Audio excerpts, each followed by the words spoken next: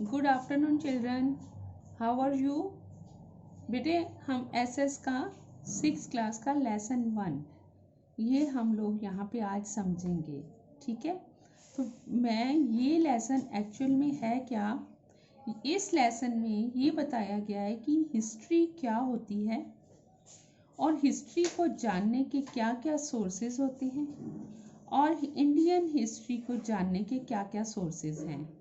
ये चीज़ें जो हैं ये बताई गई हैं लेसन नंबर 1 एसएसटी 6 क्लास में। तो हम लोग क्वेश्चन आंसर के ज़रिए ही इन चीज़ों को समझ लेंगे। नंबर 1 पे हमारा क्वेश्चन है, इन विच 2 parts historians have divided history. तो हिस्ट्री तो हो गई एक सिस्टेमेटिकली पास्ट के इवेंट्स को रखना, वो है हिस्ट्री। तो हिस्टोरियंस होते हैं जो हिस्ट्री लिखते हैं। तो जो हिस्ट्री लिखते हैं हिस्टोरियंस कौन होते हैं? हिस्टोरियंस। तो वर्ड बेटा साथ साथ याद रखो, हिस्टोरियंस जो हिस्ट्री लिखते हैं उन्होंने divided history in 2 parts. 2 parts में उन्होंने हिस्ट्री को डिवाइड किया है, एक प्री हिस्ट्री और एक हिस्ट्री। प्री हिस्ट्री क्या हुई और हिस्ट्री क्या हुई? हिस्ट्री वो पार्ट है जिसमें घटना कब हुई, क्यों हुई, कैसे हुई, उसका पूरा उनके पास प्रूफ है।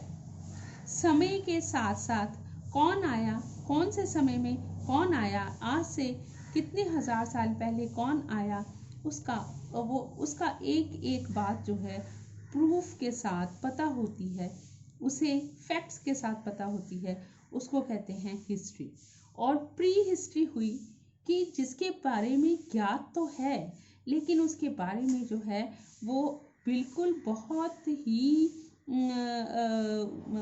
ही हमें सॉलिड रूप से फैक्ट्स जो हैं वो नहीं मिलते हैं। समय का विज्ञान भी जो है वो आधा अधूरा जिसका होता है उसे प्री हिस्ट्री में लिया जाता है। जैसे कि श्री राम और श्री कृष्ण, ये जो दोनों करेक्टर्स हैं, जो हमारे अवतार हैं, वो ये माने जाते हैं कि वो वास्तव में इंडिया में उनका जन्म हुआ और उन्होंने यहाँ पर अपना जीवन बिताया। लेकिन वो जो सारी चीज़ें हैं उन तथ्यों की जानकारी पूरी हमें पता नहीं है। पूरी ये नहीं अंदाज़ा लगाया जाता है, ये नहीं पता कि कब, बिल्कुल एग्जैक्ट कब और कहाँ और कैसे। तो जब इसके बारे में पक्का पता नहीं है, प्रूव नहीं किया जा सकता, उसे प्री हिस्ट्री में लेते हैं। और जिन तथ्यों के बारे में पूरी जानकारी है और उन तथ्यों के आधार पर जो हिस्ट्री लिखी जाती है, समय बिल्कुल निश्चित है, उसे हिस्ट्री में लिया जाता है। नेक्स्ट है, what does BC and AD stand for. जब भी हम कोई डेट्स लिखते हैं उसके साथ हम एडी और बीसी लिखते हैं। जैसे कि अगर अब कौन सा चल रहा है, 2020 एडी चल रहा है, आप उनकी बात करते हो हड़प्पा पीरियड की, तो आप बीसी में लिखते हो। तो ये बीसी क्या है? ये बीसी है असल में जो अब की हिस्ट्री कैसे लिखी जाएगी, क्यों लिखी जाएगी, किस तरह लिखी जाएगी, ये सिस्टेमेटिक जो अध्ययन है ये क्योंकि पश्चिम वेस्ट से आया है। और वेस्ट वालों के जो वेस्ट में जो उनके आराध्य देव हैं वो कौन है? Jesus Christ. तो जीसस क्राइस्ट के जन्म को उन्होंने स्टार्टिंग बिंदु माना है हिस्ट्री का। उसके जीसस क्राइस्ट के बाद को उन्होंने एडी में लिया है और बीसी जो है वो है बिफोर क्राइस्ट, मतलब कि जिसमें क्राइस्ट के जन्म से पहले की हिस्ट्री की जानकारी है। और एडी जो है वो एनो डोमाइन ये वर्ड बनता है। और ये जो एनो डोमाइन वर्ड है, ये वर्ड जो है ये इंग्लिश का नहीं है, ये लैटिन वर्ड है। What are the different categories in which we divide the source material of ancient Indian history?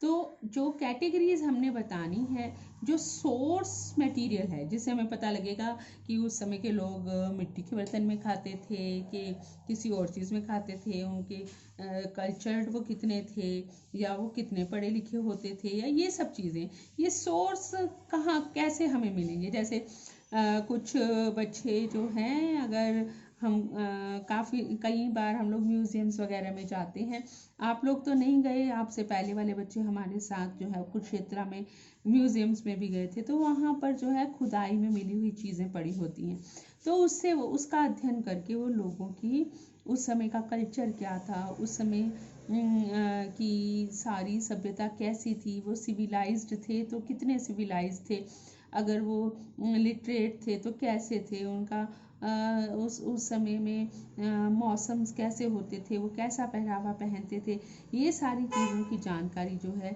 जिनसे मिलती है उसको सोर्स मटेरियल कहते हैं। तो खुदाई में वो चीज़ें मिलती हैं और फिर उनका अध्ययन करके और किसी खास समय की हिस्ट्री के बारे में पता किया जाता है। तो वो तीन हैं, एक है आर्कियोलॉजिकल सोर्सेज, जब आर्कियोलॉजिकल सोर्सेज में आते हैं जब खुदाई की जाती है, या वैसे जो मॉन्यूमेंट्स वगैरह बने हुए हैं उनका अध्ययन किया जाता है। कई बार मॉन्यूमेंट्स जो हैं उनके ऊपर ही पत्थर के ऊपर लिखा रहता है, उनको स्टडी किया जाता है, उनसे जो सब मिलता है उसको आर्कियोलॉजिकल सोर्सेज कहते हैं। लिटरेरी सोर्सेज में आते हैं कि समय समय पर अलग अलग समय में राइटर्स हुए, कईयों ने कविताएं लिखी, महाकाव्य एपिक्स लिखे, पोएम्स लिखी, स्टोरीज लिखी, तो ये अलग अलग चीज़ें लिखी उन्होंने, तो उनका अध्ययन करके अब जो भी कोई कहानी होती है या जो भी कोई पोएम होती है या एपिक होता है, तो वो उस समय का समाज जो है वो उसमें आता है, उनकी सोच उस समय आती है, वो कैसे रहना सहना होता है वो उस समय आता है। तो जब वो उसको पढ़ते हैं तो फिर उनको पता लग जाता है कि भाई ये लोग इस समय ये चीज़ करते थे, ये चीज़ जो है उनका इस प्रकार से वो रहते थे, और ये उनका इस प्रकार वो खाते पीते थे, इस प्रकार अपना सारा ज़िंदगी बिताते थे। और फॉरेनर्स अकाउंट्स मतलब कई हमारे देश में, इंडिया में फॉरेनर्स आए और उन्होंने यहाँ के लोगों के बारे में, यहाँ के पीरियड के बारे में लिखा, खासकर जैसे गुप्त पीरियड में ना, चाइना से जो है वो लोग आए और स्कॉलर्स आए और उन्होंने यहाँ के बारे में लिखा, तो उनसे बहुत ज़्यादा जानकारी मिलती है हमारी हिस्ट्री के बारे में। What do you mean by archaeology? अभी आर्कियोलॉजिकल सोर्सेज ऊपर आपने पढ़े, अब यहाँ पे है कि आर्कियोलॉजी है क्या। तो archaeology is a study of remains of our past like monuments, tools, coins, weapons etcetera. तो मॉन्यूमेंट्स मैंने वैसे ये क्वेश्चन ऊपर आपको एक्सप्लेन कर दिया कि आर्कियोलॉजी मतलब उसमें जो अलग अलग मॉन्यूमेंट्स अलग अलग टाइम के हैं, जैसे कि सन टेम्पल है उड़ीसा में, या जो सांची स्तूप है बिहार में, तो ये जो सारे मॉन्यूमेंट्स हैं इनमें किस प्रकार का स्टोन यूज़ किया गया, किस प्रकार की चीज़ें यूज़ करके मॉन्यूमेंट्स बनाए गए, फिर मॉन्यूमेंट्स के ऊपर भी बड़ा कुछ लिखा हुआ होता है, उनकी जानकारी लेके और ये पता किया जाता है कि हिस्ट्री में उस समय में क्या होता था। ऐसे ही कॉइन्स भी मिल जाते हैं, कॉइन्स के ऊपर कई बार उस समय के राजाओं के चित्रण होता है। टूल्स हैं, वो टूल्स मिट्टी के हैं या दूसरी चीज़ों के हैं, ये सब चीज़ें उसमें देखने को मिलती हैं। तो अब आपको समझ आ गया होगा। आगे है answer the following in detail. अब आपने थोड़ी सी डिटेल में करना है। What is history, how have historians divided history, explain. तो आपने एक्सप्लेन करना है कि हिस्ट्री को कैसे डिवाइड किया गया है। और ये बात बेटे मैं और एक आपको बता रही हूँ कि ये जो लॉन्ग क्वेश्चंस हैं इसी में से हम लोगों ने शॉर्ट क्वेश्चंस बना लेने हैं और आपको आपके जो आपका एग्ज़ाम होना है उसमें पूछने हैं। तो पहले तो हमने हिस्ट्री के बारे में मैंने पहले ऊपर भी एक्सप्लेन कर दिया, अब यहाँ पे फिर से हिस्ट्री के बारे में एक्सप्लेन हो रहा है कि history is journey of people and humanity across time and space.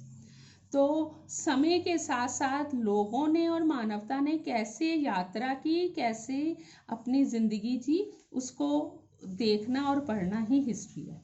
Historians have divided history into two parts, pre history and history. ये अभी आपने शॉर्ट क्वेश्चन में भी किया, अब ये लॉन्ग है तो इसमें प्री हिस्ट्री, वैसे मैं ये सारा एक्सप्लेन कर चुकी हूँ लेकिन फिर से हम पढ़ते हैं। Pre history relates to that period when man had not developed the art of writing. जब लिखने का आर्ट ही नहीं था हमारे पास तो कैसे उसके बारे में सारा कुछ लिख के रखा जाता। Hence there are no written records, इसलिए रिटन रिकॉर्ड तो है नहीं है, लेकिन फिर दूसरे रिकॉर्ड्स के आधार पर जो है वो जानकारी मिलती है। The knowledge of that time is got by the study of bones, tools, weapons, ornaments, cave dwelling and cave painting made by our ancestor.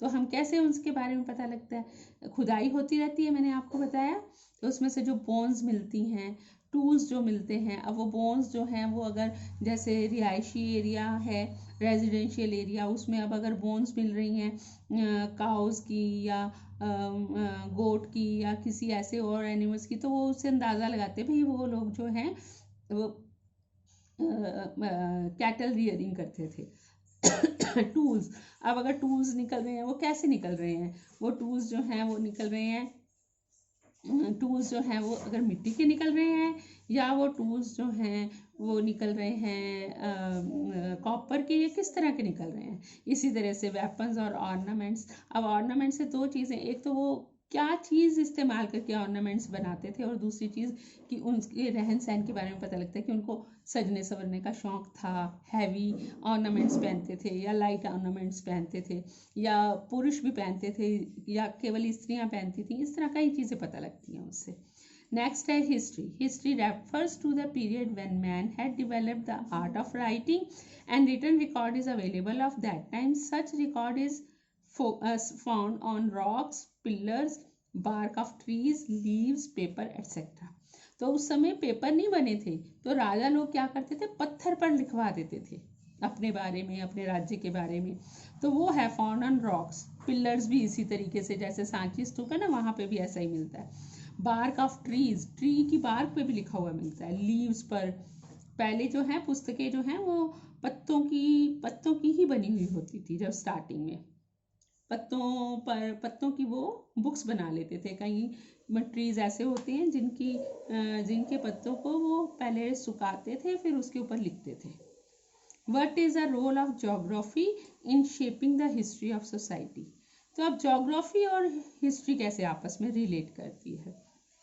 Geographical factors such as mountains, plains, plateau, coastal area play an important role in shaping the history of society. तो society की जो history है उसको shape देने में जो है वो ज्योग्राफिकल फैक्ट्स जो हैं वो बहुत ही मायना रखते हैं। जैसे कि माउंटेन्स, प्लेन्स हो गए, प्लेटूज हो गए, ये सब कोस्टल एरिया, ये किस तरीके से, ये अब आपको मैं एग्जांपल देती हूँ कि जैसे अब माउंटेन्स हैं तो अब माउंटेन्स पर रहना जो है वो मुश्किल होता है। अब आजकल तो फिर भी माउंटेन्स पर बहुत सारी ऐसी चीज़ें आ गई हैं, जैसे ग्रेनाइट हो गया, डायनामाइट हो गया, उससे पहाड़ टूट जाते हैं तो पहाड़ तोड़ के वहाँ सड़कें बना ली, बहुत सी ऐसी चीज़ें कर ली।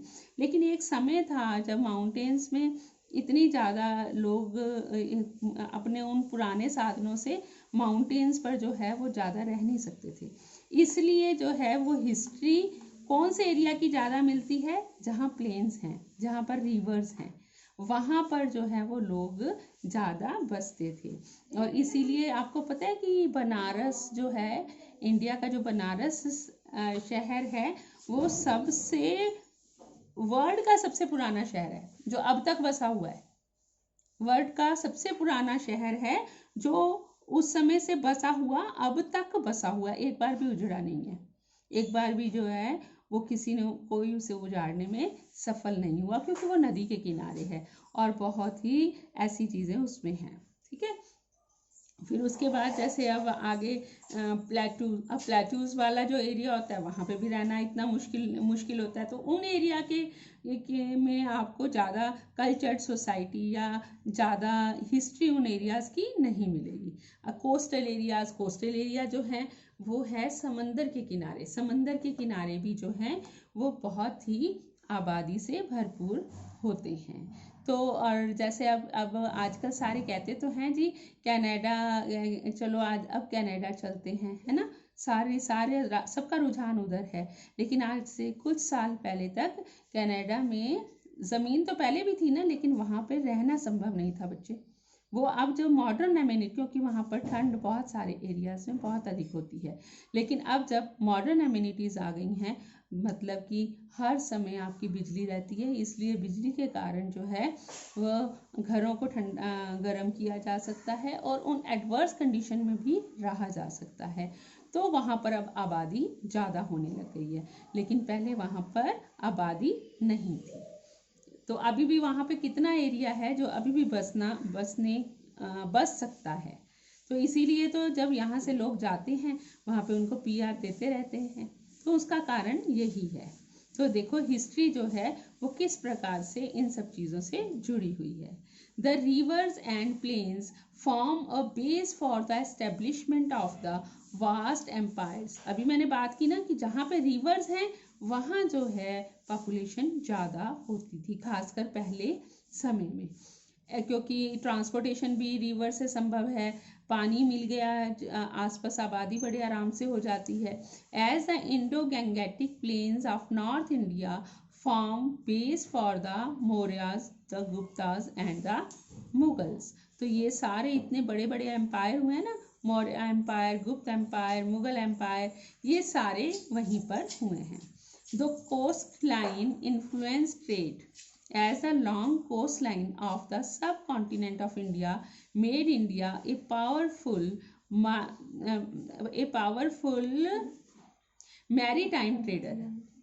तो कोस्टल लाइन जो है उससे व्यापार प्रभावित होता है। जहाँ पर कोस्टल लाइन बढ़िया है तो जो है वो उससे दूसरे कंट्रीज़ के साथ जो है वो ट्रेड बड़ा अच्छे से संभव हो सकता है।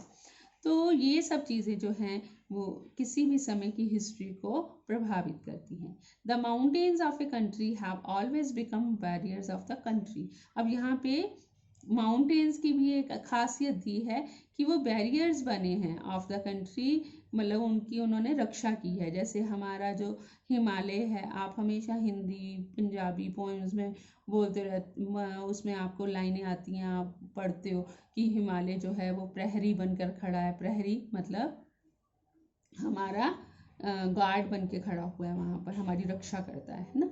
तो इस तरह माउंटेन्स जो हैं, अगर माउंटेन्स जहाँ हैं उसके नीचे वाले प्लेन्स पर लोग जो हैं वो ज़्यादा रहते हैं, तो वहाँ पे आबादी ज़्यादा, वहाँ की हिस्ट्री जो है वो हमें ज़्यादा अच्छी दिखाई देती है। What are the different sources of ancient Indian history? Explain any one of them. अब ये वैसे पिछले वाले से जुड़ा हुआ ही है, तो इसमें वही शॉर्ट में था, यहाँ पे लॉन्ग में वही चीज़ें कही गई हैं कि आपने सोर्सेज बताने हैं कि जिससे हमें प्राचीन भारत की हिस्ट्री के बारे में पता लगता है। तो मैंने ये सारे पहले भी बता दिए, फिर से एक बार एक्सप्लेन कर देती हूँ। आर्कियोलॉजिकल सोर्सेज हैं, लिटरेरी सोर्सेज हैं, फॉरनर अकाउंट्स हैं। इसमें एक को ही एक्सप्लेन करना था, तो आर्कियोलॉजिकल सोर्सेज को एक्सप्लेन कर दिया गया है।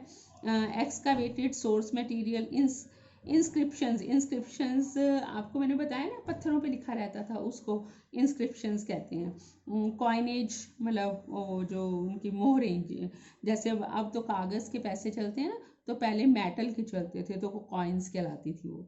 मॉन्यूमेंट्स, सील्स, स्कल्पचर्स जो हैं वो ये जो किसी भी तरह की बिल्डिंग वगैरह उसको बोलते हैं। तो पेंटिंग्स, ये सब जो चीज़ें हैं, इससे ये सब आर्कियोलॉजिकल सोर्सेज में आ जाती हैं। तो इन सब से हमें ये पता लगता है। ठीक है, अब इसमें foreign, I am going to describe foreigner accounts. यहाँ पे फॉरनर अकाउंट को भी डिस्क्राइब किया है इस क्वेश्चन में। In foreigners accounts in ancient times a number of travellers from Greece, Rome, western Asia and China visited India. These foreigners accounts of India is a rich source for the study of Indian history. तो कहाँ कहाँ से आए थे? China का नाम तो मैंने पहले भी लिया था, इसके अलावा ग्रीस से, रोम से, वेस्टर्न एशिया से, इन सब जगहों से जो हैं वो यहाँ पर फॉरेनर्स आए। उन्होंने यहाँ के लोगों के बारे में, यहाँ के राज्य के बारे में, यहाँ के एम्पायर के बारे में देखा और उन्होंने लिखा।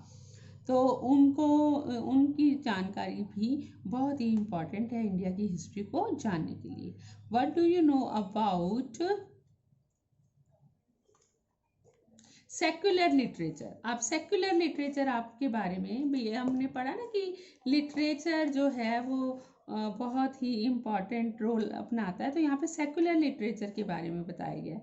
Secular literature means any literature which is not rooted in religious beliefs, practices etcetera.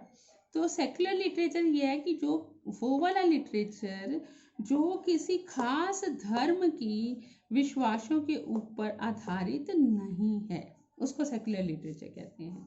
आजकल ज़्यादातर सेक्युलर लिटरेचर ही लिखा जाता है, जिसमें समाज अपने आप में जो है इम्पॉर्टेंट है, उसमें किसी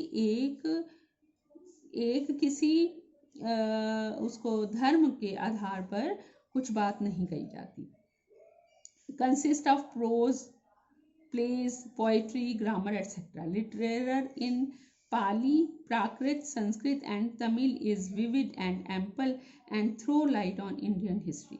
तो ऐसा लिटरेचर किस किस में मिलता है? पाली, ये सब लैंग्वेजेस के नाम है। प्राकृत, ये भी लैंग्वेज का नाम है। ये जो हमारे महात्मा बुद्ध हुए हैं ना, उस समय की ये लैंग्वेज थी, प्राकृत और पाली। तो संस्कृत, ये तो आप इसके बारे में तो आप कई बार सुने हो। और तमिल, ये सब वो लिटरेचर, वो लैंग्वेजेस हैं जिसमें बहुत सारा लिटरेचर मिलता है और हमें इंडिया की हिस्ट्री के बारे में पता लगता है। South Indian history can be studied from Sangam literature of Tamil language. एक संगम लिटरेचर के नाम से किताबें, पुस्तकें हैं। तो उस लिटरेचर से हमारा जो दक्षिण भारत का जो हमारा सारा हिस्ट्री है उसकी जानकारी मिलती है। Writings of Kautilya and Kalidasa also throw light on Maurya and Gupta period. इसी तरह से कौटिल्य और कालिदास ने भी लिखा है। कौटिल्य जो कि चाणक्य के नाम से भी जाने जाते हैं, उनका अर्थशास्त्र बहुत ज़्यादा फेमस है। और कालिदास की तो बहुत सारी पुस्तकें हैं, है ना। तो उन पुस्तकों से अभिज्ञान शकुंतलम और बहुत सारी हैं उनकी। तो उनके जो पुस्तकें हैं वो संस्कृत में हैं सारी। तो उनसे जो है हमें उस समय के लोगों के बारे में पता लगता है, गुप्त लोगों के बारे, गुप्त पीरियड में के बारे में हमें पता लगता है। This literature did not help in the study of political history but the folk life and culture of the particular time. तो ये जो लिटरेचर है वो उससे पॉलिटिकल हिस्ट्री के बारे में तो इतना नहीं पता लगता, लेकिन उस समय की फोक लाइफ का मतलब आम लोगों की लाइफ, आम लोगों को बोलते हैं। फोक लाइफ के बारे में, कल्चर के बारे में पता लगता है। तो ये सारी चीज़ें जो हैं बेटा इस तरीके से इम्पॉर्टेंट हैं। तो अगर मेरे समझाने के उसमें ही अब आप ये सोच रहे हो या समझ आपको एक बात आई होगी कि कितने सारे क्वेश्चन में वही बातें फिर रिपीट हुई हैं। तो आप रट्टा मारने पे मत जाना, मेन बात समझना कि इस मेन बात क्या है कि हिस्ट्री की डेफिनेशन, प्री हिस्ट्री क्या है, हिस्ट्री क्या है, हिस्ट्री को जानने के सोर्सेज क्या हैं, ठीक है। और उनके बारे में हमें थोड़ी थोड़ी एक्सप्लेनेशन पता हो कि तीनों आर्कियोलॉजिकल सोर्स क्या है, लिटरेरी सोर्स क्या है, इसके बारे में पता हो तो हम सारे क्वेश्चंस को अटेम्प्ट कर सकते हैं, ठीक है। Thank you very much children. और अब हम नेक्स्ट लेसन आपको सर्वजीत मैम समझाएंगे। Thank you.